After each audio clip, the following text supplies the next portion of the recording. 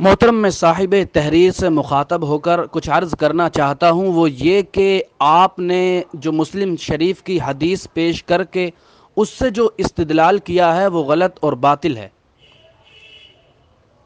اور یہ علم حدیث سے نا آگہی کا نتیجہ ہے۔ آپ نے توکل علی اللہ کے دعوے داروں کے لیے جن لفظوں کا استعمال کیا ہے وہ بڑے گندے الفاظ ہیں۔ آپ کو چاہیے کہ آپ ان لفظوں سے رجوع کریں۔ آپ کی مثال تو اس شخص کی طرح معلوم ہوتی ہے جو لکم دینکم ولی دین پڑھ کر ڈھنڈورا پیٹنا شروع کر دے، جبکہ فَاقْتُلُوا الْمُشْرِكِينَ حَيْثُ وَجَدتُّمُوهُمْ سے صرف نظر کر لے، یا اس کی طرح جو یا ایھا الذین آمنوا لا تقربوا الصلاۃ وانتم سکارا پڑھ کر شور مچانا شروع کر دے،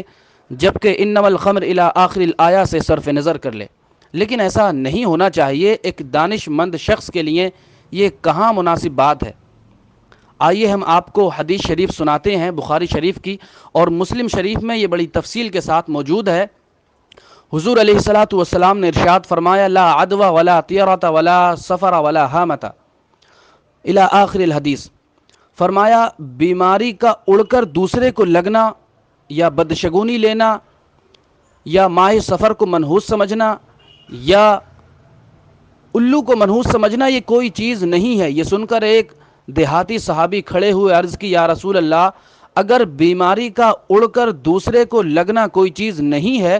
تو پھر کیا بات ہے؟ جنگل میں رہنے والا اونٹوں کا ریبڑ بہت صاف ستھرا اور نشید ہوتا ہے، لیکن اگر ان میں کوئی خارش زدہ اونٹ شامل ہو جائے تو سب کو کھجلی میں مبتلا کر دیتا ہے۔ یہ سن کر حضور علیہ الصلاۃ والسلام نے ارشاد فرمایا اچھا تو سب سے پہلے والے کو کھجلی کس نے کی تھی؟ یعنی اڑ کر کے بیماری دوسرے کو نہیں لگتی ہے۔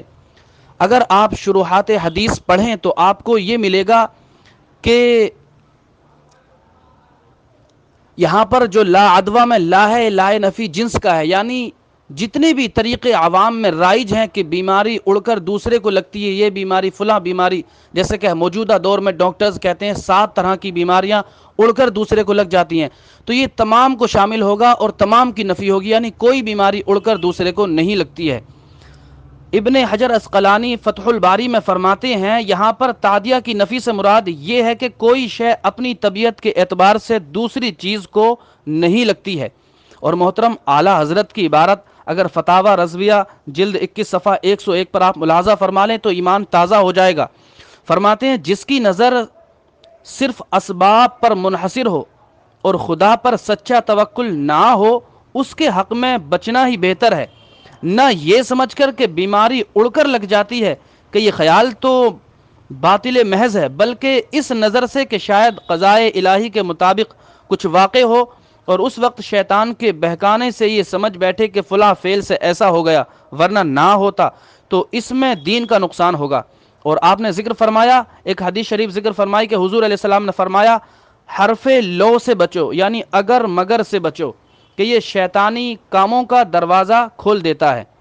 پھر آپ نے فرمایا غرض یہ کہ قوی الایمان کو توکل علی اللہ کرتے ہوئے مخالطت میں کچھ نقصان نہیں، اور ضعیف الاعتقاد کے حق میں اپنے دین کی احتیاط کی خاطر بچنا ہی بہتر ہے۔ سمجھ آئی محترم؟ ہو سکتا ہے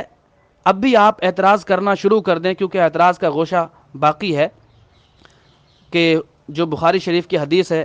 کہ حضور علیہ السلام نے فرمایا مجذوم سے ایسے ڈر کے بھاگو جیسے تم شیر سے ڈر کے بھاگتے ہو، یا جو آپ نے ذکر کی اس حدیث کے مطابق آپ اعتراض کر لیں، تو آئیے ہم آپ کو دوسری حدیث سناتے ہیں۔ ترمذی میں ہے باب ما جاء فی الاکل مع المجذوم، اور ابن ماجہ میں باب الطب میں، اور ابو داود میں باب الطب میں یہ حدیث مختلف لفظوں کے ساتھ ایک ہی مفہوم کے ساتھ مذکور ہے۔ حضرت جابر رضی اللہ تعالیٰ عنہ ارشاد فرماتے ہیں کہ حضور علیہ الصلاۃ والسلام نے مجذوم، یعنی جو مرض آپ نے ذکر کیا، اس کا ہاتھ پکڑا اور اس کے ہاتھ کے ساتھ پیالے میں ہاتھ داخل کیا، پھر فرمایا کھاؤ بسم اللہ ثقتاً وتوکلاً علیہ،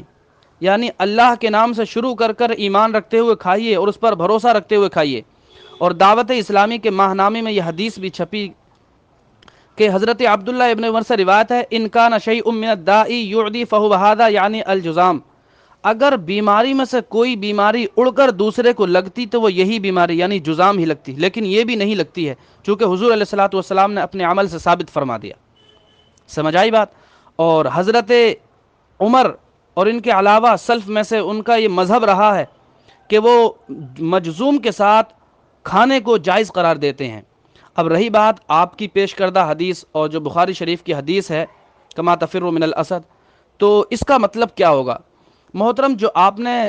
وفد ثقیف کا ذکر کیا ہے، اس کے بارے میں اگر آپ پڑھیں تو آپ کو مل جائے گا عروہ بن مسعود ثقفی، جب حضور علیہ السلام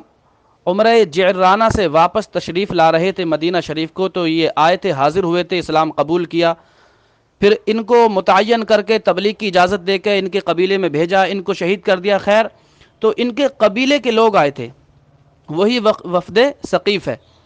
تو وہ لوگ کافر تھے چونکہ، اور ایک ان کا جرم یہ تھا کہ انہوں نے حضرت عروہ بن مسعود ثقفی کو شہید کر دیا تھا،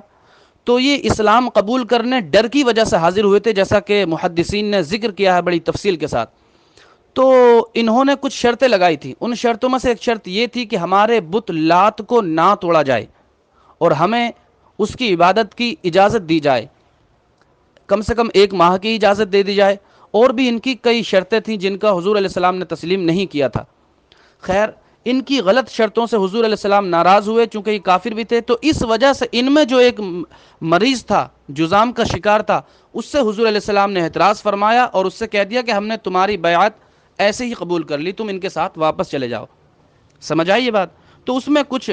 وجہ تھی، آپ غور کریں۔ پھر دوسرا یہ مرض ایسا ہوتا ہے جس سے لوگ گھن کھاتے ہیں۔ تیسرا یہ کہ جو حضور علیہ السلام نے فرمایا ہے کہ کوڑی کے مریض سے ایسے بھاگو جیسے کہ تم شیر سے ڈر کے بھاگتے ہو،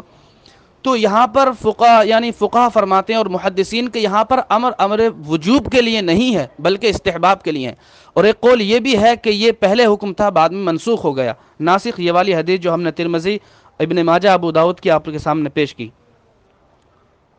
سمجھ آئی بات؟ امید ہے کہ بات آپ کی سمجھ آ گئی ہوگی، باقی واللہ تعالی عالم بالصواب۔